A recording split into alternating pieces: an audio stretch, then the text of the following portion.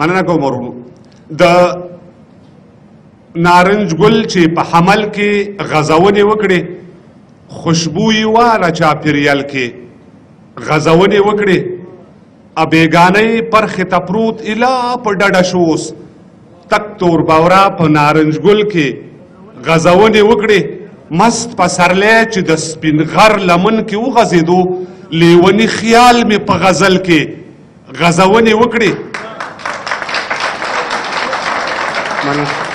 مست پسرلی چې د سپین غر لمن کې وغځېدو لیوني خیال مې په غزل کې غزونې وکړې او د چا یتیمې هیلې اوس په زړه راوورېدې د چا یتیمې هیلې اوس په زړه راوورېدې څو ببرسرو په ځنګل کې غزونې وکړې د چا یتیم مالې خوړلی چې نازمیږي لکه لیوی په هر پل کې غزونې وکړې او خدای خبر سار مانې و په زړه د هغه زلمي خدای خبر سار مانې و په زړه د هغه زلمي او لت پت په وینو په اجل کې غزونې وکړې او خلکو مریخ مطالعه کړی دی په بیرته راغلل زموږ زلمو اله بخمل کې غزونې وکړې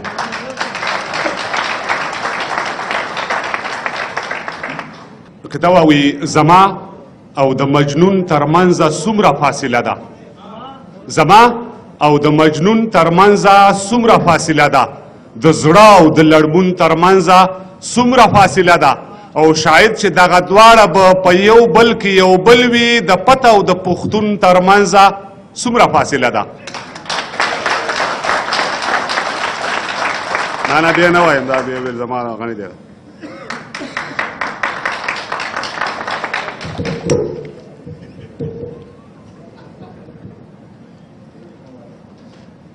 سپین نظم در سره شریکوم او د مسافرو ورونو سره البته هغه زړونه چې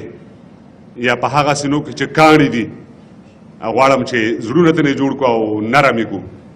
او تاسو زمونږ ته د راپېښو ستونزو یا د راپېښو مشکلاتو چې کوم دي چې هغې سره مونږ کې شریک شئ یوه دا یو د یتیم تصویر دی او هغه خپله کیسه کوي یوه قصه درته کوم خاندئ به نه راپورې ستاسې به خوښه شي که نه خو د زړه بوج سپکوم په حقیقت که اډانه نه وه او نه وي شوي بیا په آخر کې راته ووایې کاذب ترابه او داسې قصه وه چې زموږ یو د لرګي صندوق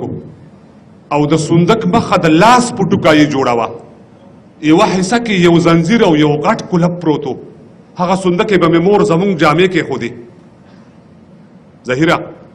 هغه صندوق یې به مې مور زموږ جامې کېښودې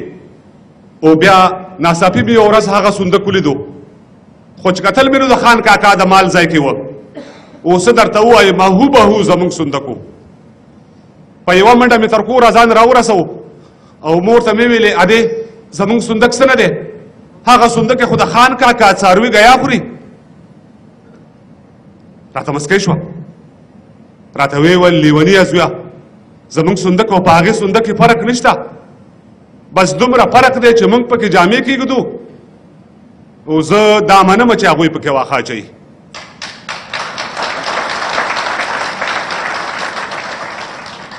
ورته مې ویلې ادې خبره شوې به یې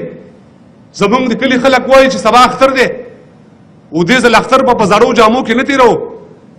تا خو ویلي وو چې تا لا مې جامې کړي دي او یوه رنګینه شان جوړه یې راته وښودله د خوشحالۍ نه په مایو نه دوزلي اختر شو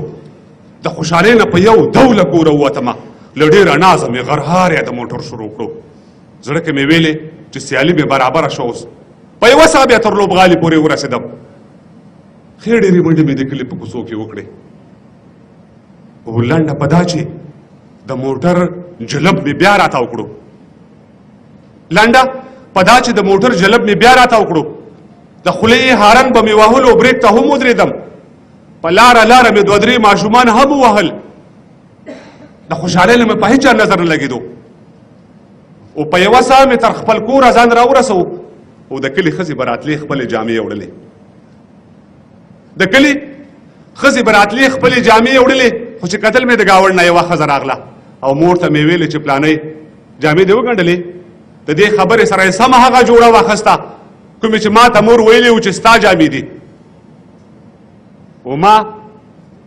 یې د لاسو نه راکش کړي دا زما جامې دي او هغې په ډېره بدسترګۍ ما ته پیغور راکړو او مور ته مې خپله مزدوري ورکړه او بیا ویډلې او زه په ژړا شوم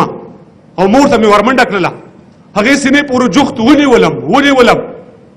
ښه د لاسه یې راته راکړه خو قانع یې نه کړم او دومره مې وژړل چې تاسو خبر یې ژړېدلو کې بلا خوند دی چې د خفګانه یوې ګرمې تبې ونیولم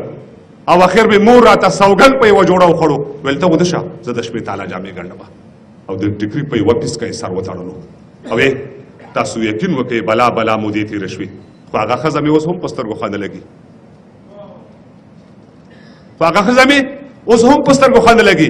او بیا د سهار د ملازانه سره ډزې وشوې خو دغه ډزې د اختر پسې لا تېزې شولې خو چې راویښ شم مور مې ناسته وه جامې ګنډلې د ویښېدلو سره سم مې بیا اصرار شروع کړو هغې ویل راته چې صبر وکړه زه صبرېدم چېرته په خپله خبر ټینګ ولاړو او شاید چې نور حوصله ور پاتې شوې نه وه او راته معلومه شو چې خدای ګدا جامې پردې دي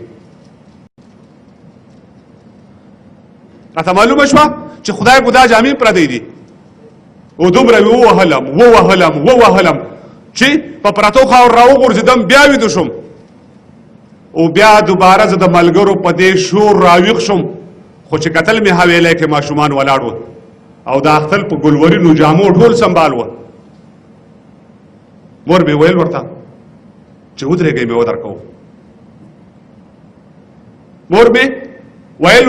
ودرېږئ مې ودرکوم چې تر کوټې پورې راتله نو ما ځان بیا ویده کړو ولې چې زما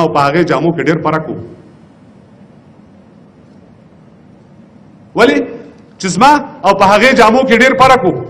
کوټې ته راغله د کټوۍ نه د غنمو نه په خپل پلو کې زر واړولې بیا ووته او زه نور پوه نه شم خو د مور مې یو خبره واورېده ویلې بچو ګورئ خفه نه شئ زه کونډه یم